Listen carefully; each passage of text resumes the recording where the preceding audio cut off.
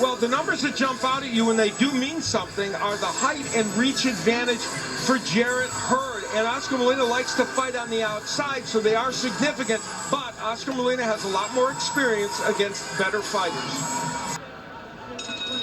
Ladies and gentlemen, a very good evening to you and welcome to Barclays Center here in Brooklyn, New York for Showtime Championship Boxing on CBS, presented by Premier Boxing Champions. We are ready for the first bout of the evening, brought to you by DeBella Entertainment in association with TGB Promotions. Introducing to you our judges scoring this bout from ringside. From Connecticut, Glenn Feldman. From New York, John McKay. And also from New York, Ron McNair. Introducing our third man of the ring, the referee in charge, we have Ricky Gonzalez. All right, fans, here we go. 10 rounds of boxing in a battle of undefeated super welterweights in the ring. Introducing to you first, fighting out of the red corner, wearing black trunks with multicolored trim and hailing from Norwalk, California. His weight 154 3/4 pounds. With a record of 13 wins, no losses, and 1 draw, he has 10 wins coming by way of knockout. Please welcome the undefeated 2012 Olympian, Oscar Molina. And his opponent across the ring, fighting out of the blue corner, wearing silver trunks with black and gold trim, joining us from Occoquan, Maryland.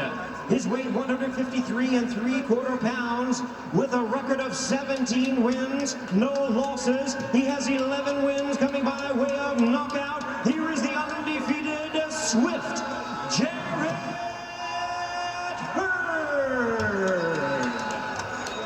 Receive instructions in the dressing room. I expect a good, clean fight. Protect yourselves at all times. Obey my commands at all times. Touch them up.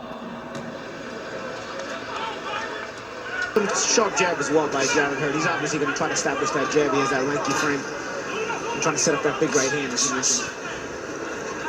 Molina has a slight reach advantage, but it is Hurd in the early stages establishing the jab as he pumps it out once again. And Molina's better off trying to pump that jab to the shoulder. Wants to punch to the body, and Molina very committed to it. You know, these guys average, according to show stats, well under the 56 punches an hour. Knocks Molina down. 5, 6, 7, 8. A fantastic start from Jarrett Hurd here in round 1. There it was again. And he was able to get it in. There it is, as Molina is in position, and as Paulie pointed out, it was a counter from a jab that Molina threw. And Jarrett Hurd has maybe one of the best uppercuts in the sport, and that's a big statement to make for a fighter at his level, and he made that punch work. And he timed it so well that it was a good jab by Molina. Look, I mean, good fundamentals, his hands high, he got right underneath it and countered it. I mean, Molina's lucky this is round 1, so he was strong enough to recover well. But other fights, family is for normally Molina lands, according to show stats, 60% of his power punches. Tonight, only landing 36% so far. So he wants to pick up the pace. triple jab by Hurd, and that has been a very effective weapon to keep Molina at bay. And he's got a good jab in a different way than Molina. Molina's got a good jab, but it's the same jab. Hurd has done a very good job of varying his jab. Good combination by Hurd to Molina along the ropes. With those jabs, lead right hand upstairs by Molina, but a couple of right uppercuts on the inside. The attrition here. Molina, we're looking for 1 or 2 big shots. He's got to get his hands moving, kind of like Hurd is. Final 30 seconds of the 5th frame. The irony here is that the bigger, taller man with the reach winning on the inside. It's because he's more creative. See, you're looking at Hurd, you might say, oh, he isn't throwing a lot of these punches, he's not throwing them hard. What is he doing? But what he's doing is he's bothering Molina enough to change pace. The welterweights coming up in our main event with the undefeated Keith Thurman against the once-beaten Sean Porter. Good counter right hand by Hurd. Oh. Now roughing up Molina on the inside. And Molina got a good chin. He's got a lot of fight in him. He's telling him to keep coming.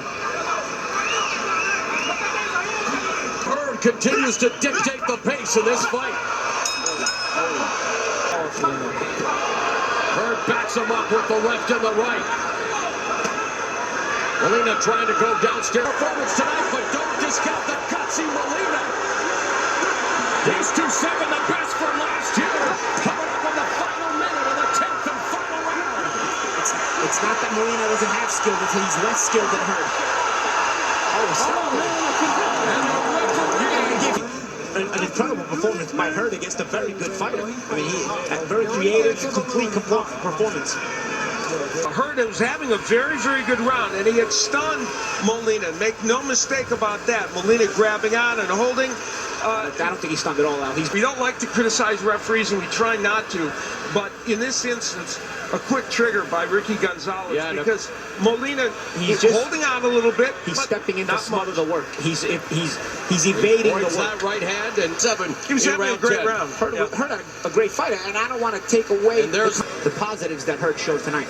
All right, let's go to Jimmy Lennon Jr. to make it official. 2 minutes, 2 seconds in round number 10. A referee stops the contest. He is the winner by way of technical knockout, and he is still undefeated. Swift Jarrett.